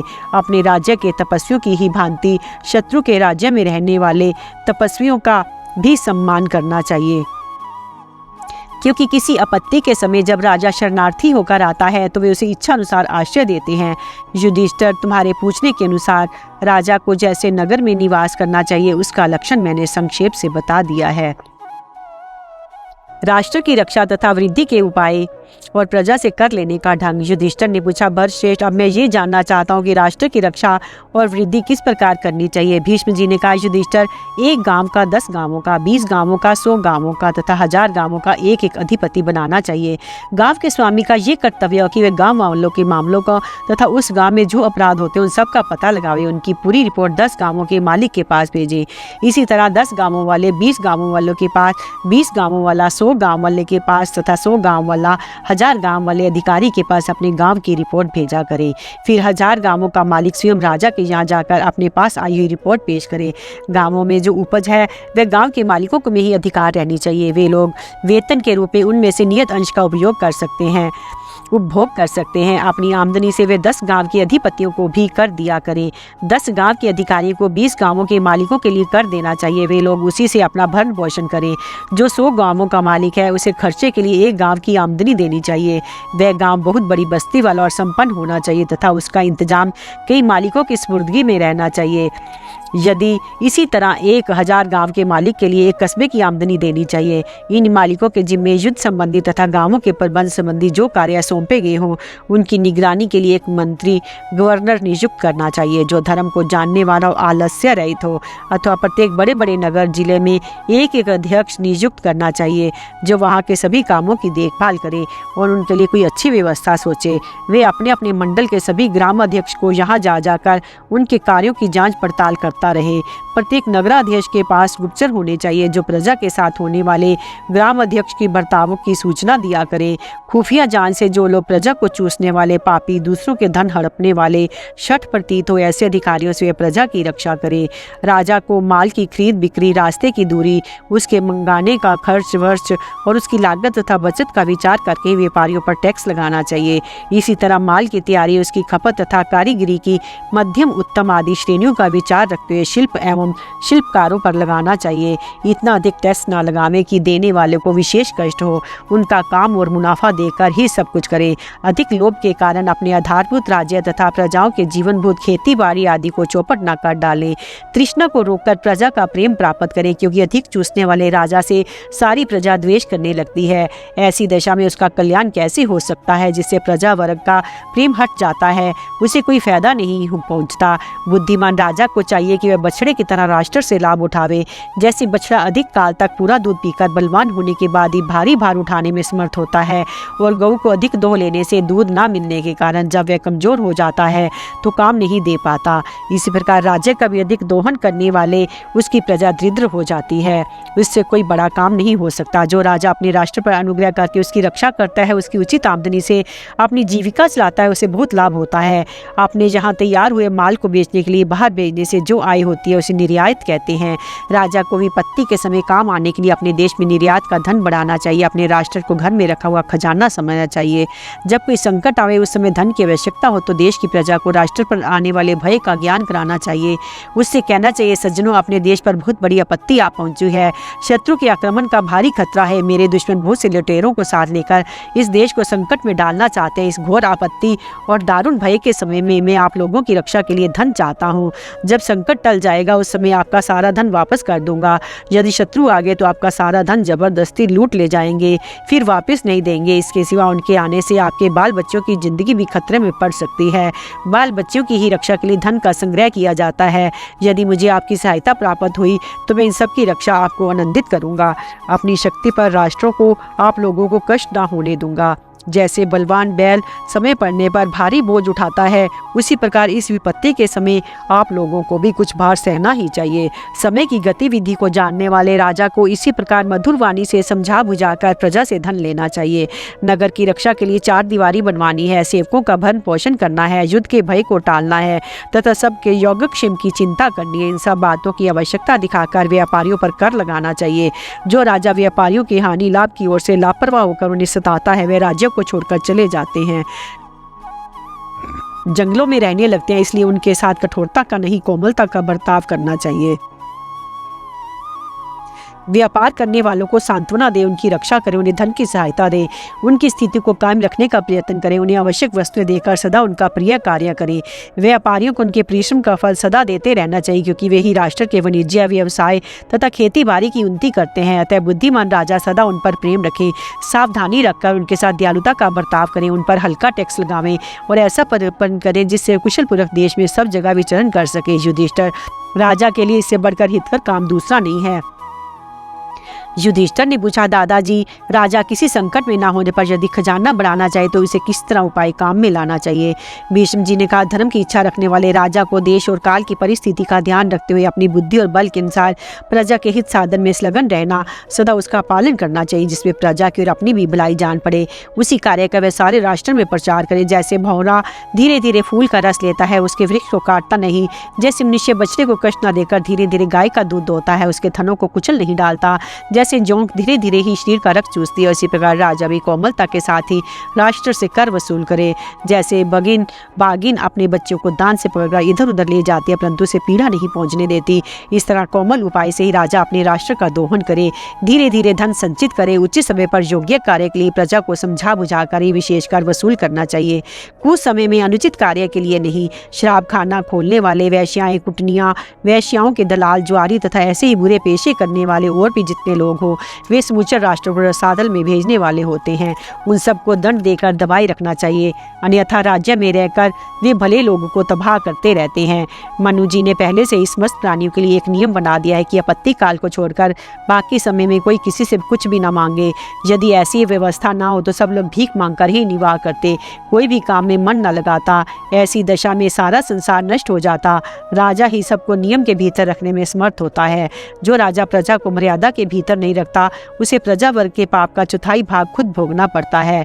यदि सबको मर्यादा के भीतर रखे तो प्रजा के चतुर्थांश मनुष्य पुण्य का भागी होता है। इसलिए राजा को उचित है कि वे सब पापियों को दंड देकर उन्हें सदा नियंत्रण में रखे।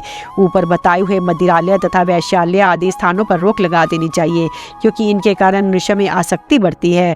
आसक्ति के वशीभूत हुआ मनुष्य मांस खाता, मदिरा पीता और पर धन तथा पर स्त्री का अपहरण करता है। स्वयं तो करता ही है, दूसरों को भी यही सब करने का उपदेश देता है। जिन लोगों के पास कुछ संग्रह नहीं है, वे यदि विपत्ति के समय ही याचना करें तो उन्हें धर्म समझकर और दया करके ही देना चाहिए, किसी भय या दबाव में पड़कर नहीं। तुम्हारे राज्य में भीख मंगे लुटेरे ना हो, क्योंकि वे सिर्फ प्रजा के धन का अपहरण करते हैं, उसकी उन्नति नहीं करते। जो जीवों पर अनुग्रह करते और प्रजा के अभ्युदय में सहायक होते हैं, ऐसे ही लोगों की संख्या राज्य में बढ़नी चाहिए। प्राणियों का नाश करने वाले लोगों को राज्य में नहीं रहने देना चाहिए। जो अधिकारी मुनासिब से ज्यादा लगान वसूल करते हैं, उन्हें दंड देना चाहिए तथा वे कितना कर लेते हैं उस जांच के लिए निरीक्षक नियुक्त करना चाहिए। खेती, गौ रक्षा, वाणिज्य तथा इस तरह के अन्य व्यवसायों में अधिक आदमियों को लगाना चाहिए। उक्त व्यवसाय करने वाले लोगों को हर तरह के संकट से बचाना चाहिए। राजा को उचित है कि वह देश के धनी व्यक्तियों को दावत देकर बुलावे, उनका यथोचित सम्मान करके कहे कि आप लोग मेरे सहायक होकर प्रजा पर कृपा दृष्टि रखें। धनी लोग राष्ट्र के एक प्रधान अंग तथा संपूर्ण प्राणियों के आधार होते हैं। विद्वान, शूरवीर, धनी, धर्मनिष्ठ, स्वामी, तपस्वी, सत्यवादी तथा बुद्धिमान मनुष्य ही प्रजा की रक्षा करते हैं। इसलिए युधिष्ठिर, तुम सब प्राणियों से प्रेम रखो और सत्य, सरलता, क्षमा तथा दया आदि सद्धर्मों का पालन करो। ऐसा करने से तुम्हें दंड धारण की क्षमता, खजाना, मित्र तथा राज्य की भी प्राप्ति होगी।